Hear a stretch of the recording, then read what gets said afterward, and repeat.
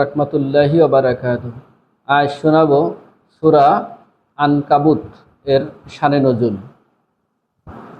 কাফিরদের মাথার মধ্যে খালি শয়তানি বুদ্ধি এসে ভিড় করে, আর না করেই বা উপায় কি? স্বয়ং ইবলিস যাদের গুরু, তারা তো এমন হবেই।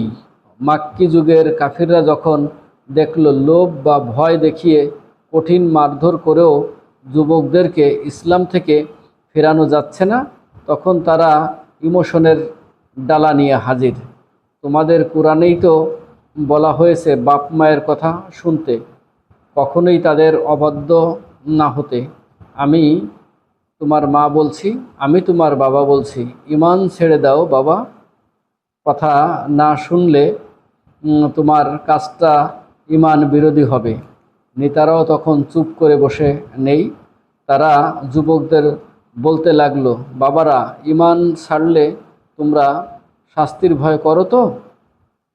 ঠিক আছে, তোমাদের দায় দায়িত্ব আমরা নিলাম।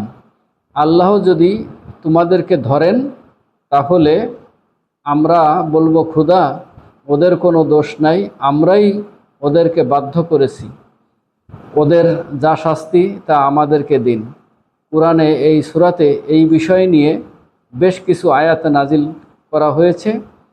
ওদের এই সব ঠককারিতা ও গোপন ফন্দির ভয়াবহ পরিণাম বর্ণনা করা হয়েছে। তাছাড়া অত্যাচারের মাত্রা দিন দিন যখন প্রবল হচ্ছে, তখন মুমিনদেরকে ধৈর্য ধরার পরামর্শ দেওয়া হয়েছে।